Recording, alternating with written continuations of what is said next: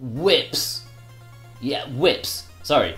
The question was, why is Castlevania so cool and why am I looking forward to the Anniversary Collection on the Nintendo Switch? Because whips are cool.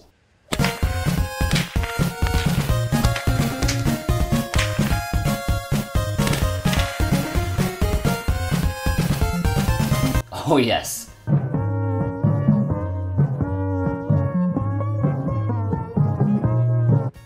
Anyways, let's see if this Anniversary Collection is worth your hard-earned cash or not. Whoosh.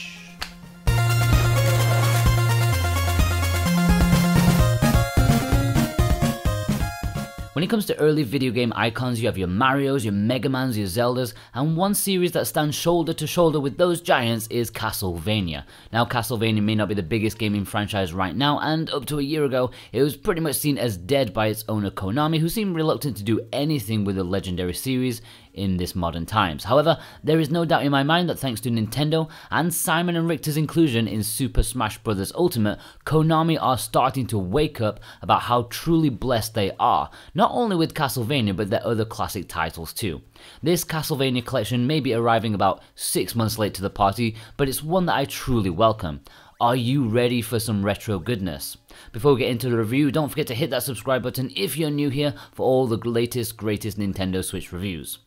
As the Castlevania collection contains 8 full games talking about the story, it is a little bit on the foolhardy side. There's no point in going in depth, but as all of them are from the 8-bit or 16-bit era, the stories aren't exactly prevalent in the gameplay itself. But saying that, I'm sure many Castlevania fans already have their stakes out ready to pounce on me, because there is actually a decently thought out timeline with the series as you follow the lineage of the Belmont family and their efforts against the forces of blood-sucking evil. The games presented here are not bogged down in cutscenes or dialogue, which I personally appreciate for these style of games, but if you want to explore the interesting plot aspect to the series, then it's worth just having a quick look online, because you'll be surprised at how much they've thought out the series as a whole. Moving on to the gameplay, I think most of us know by now that in history there have been 2 eras of Castlevania games. Firstly, the CLASSICVANIA, which comprises of the earlier games that are your more standard action platformer, where you follow a pretty linear path of brutally difficult stages and bosses. Then there's the Metroidvania style, which took inspiration from the Metroid series to produce less linear, more explorative types of game with RPG systems in place. This first volume of 8 early games firmly follows the CLASSICVANIA style, which inherently means they are slightly more bite-sized games with a heavier focus on challenge and brutal difficulty to pad out the game's length.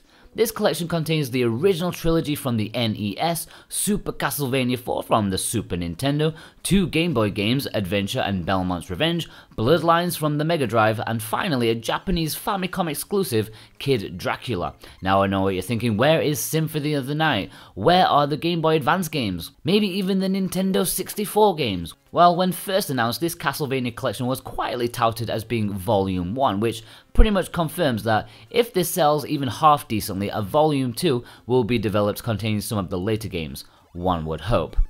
8 does seem a little meager, and most of them are obvious choices. The Famicom version of Kid Dracula is the only one that really surprised me, but it seems odd to ignore the Game Boy version, which is likely the one that people would be more familiar with. Bloodlines is the most exciting thanks to it being a game that has rarely seen the light of day since its original release, and it's actually my first time playing it. In the next volume, should one appear, personally I'd love Rebirth, the WiiWare game, Kid Dracula on the Game Boy, and the N64 games, just because they're not exactly the easiest games to get a hold of. Obviously Symphony of the Night, Rondo of Blood, etc. would be welcome too. In terms of quality, it's all pretty positive. There's only one bad game here, and that's the Game Boy game Adventure, which is like playing a game made of treacle and glue. It's so slow and cumbersome. An early Game Boy game where the development team really needed more time to get used to the hardware. The rest are all pretty good, although showing signs of age at times, but then you have the truly sublime Castlevania 4, which is one of the best examples of its genre ever made, and is still glorious to this day. Bloodlines on the Mega Drive seems sorely overlooked in history from what I can tell. It's action-packed, far more fast-paced than any Castlevania that I can remember. It's like a hyperactive reimagining of the original game with a nose full of cocaine. I'm having a lot of fun with this one. Can you handle the difficulty? As much as many of you may be dying to get your hands on these classic games for the first time, I'm sure most of you who have not played them before will be in for an unwelcome shock in how difficult they can be. The Castlevania games are some of the most curse-worthy games around thanks to how unforgiving they are. Enemies have the most unfortunate timing that you'll ever witness, as no matter what the situation, when you get hit, you'll be knocked back and seemingly gravitate to falling down the nearest pit, like every time. It's frustrating but also rewarding and addictive once you do accomplish it. Most of the games here are brutal but clever in the fact that you can keep on trying the same level or area even after a game over, so you rarely lose the will to keep trying. In regards to what this collection has done to the gameplay, well, not a whole lot. If you purchased the arcade classics released a couple of weeks ago, you'll remember options were thin on the ground when compared to the customization of the other hamster ports, as well as something from, say, like Psycho. There are no difficulty modifiers aside from those originally present in the games. You can't even map your controls, which is quite annoying. You can save mid-game, however, and load back up to where you were, effectively a save state of sorts, but only one slot as far as I can tell. I know input lag is important for many of you, and although I'm not sensitive to such things like some of you may be, I think I can safely say that everything is very responsive in terms of input. This port was put together by M2, known for their Sega Ages and 3D Classics line, and they are pretty much the panic button of the retro world. When they're working on a retro game, you don't need to worry. It's also worth taking into account differences between regions. I'm not a huge expert on the regional differences between Castlevania games, but back in the day, what the folks in Japan got was often slightly altered for the Western release. The audio and visuals were changed, which I'll try to talk about later, but also gameplay was slightly different. For me, the biggest example is in Castlevania 3, often considered one of the most difficult games of all time, which was actually slightly easier in its original Japanese release. When I say easier, I mean it still made you want to cry, but there are significant changes that will make things a smidge less painful. Now, the US and European eShop release only has the Western games, and the Japanese version only has the Japanese games. Aside from Simon's Quest, all versions are the US version, which is weird. But personally, I bought the Japanese eShop version because I just wanted them. It includes English, as you can see, but it's worth noting that the Western versions will receive a later update to include the Japanese versions too. That option should have been in from the start, 100%. It is a standard for all retro re-releases, so I do lament its initial exclusion, but hopefully it won't be too long until you can pick and choose the region you want, no matter where you bought it from. What do I say about the audio? Well, let's just say there's a damn good reason Castlevania received so many musical tracks in Super Smash Bros. Ultimate. The music in these games is legendary and was well above many games of its era.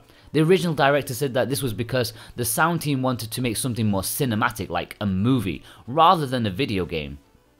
And it shows. The Castlevania games were ahead of the curve when it came to soundtracks. Let's just take a quick listen, sampling some of the awesome tracks from various entries.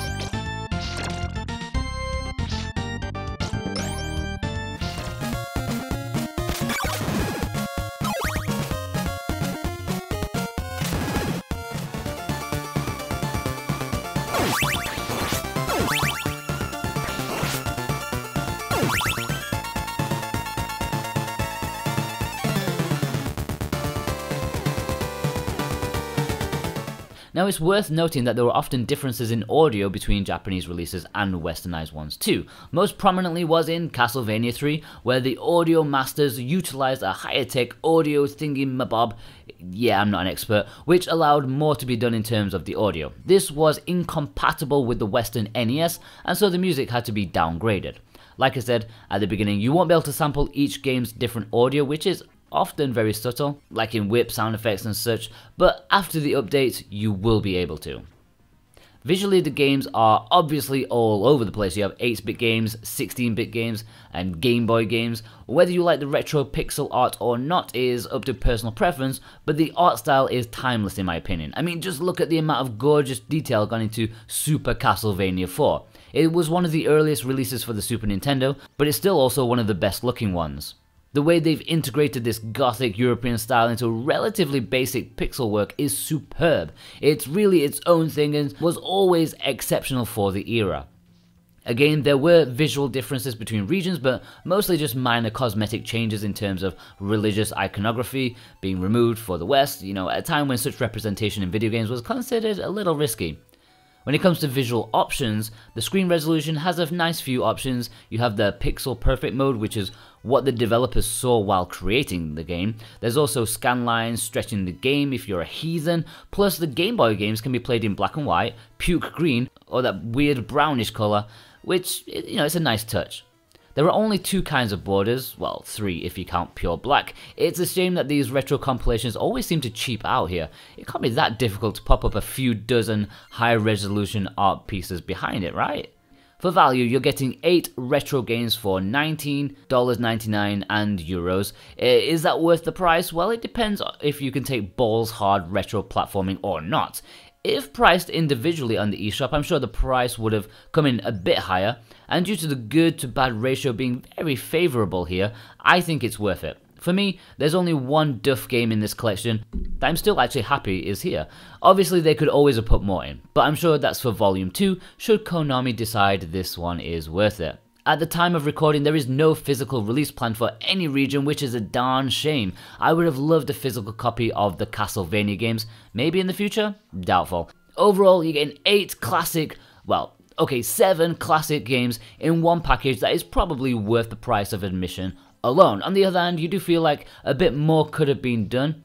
More games, more options, and perhaps a better packaging that we saw in something like SNK Anniversary Collection. Sure, the games were a lot worse there, but the package as a whole presentation was lovingly put together. But the emulation is fantastic here, as you'd expect from M2, so it's a difficult one to rate. I'm sure it's not going to be everyone's cup of tea, but for me, these games are great, an 8 out of 10. So I do recommend you go check out my review of SNK Collection, just so you can see the love gone into the presentation here that I wish was in here. I'll see you guys over there, take care.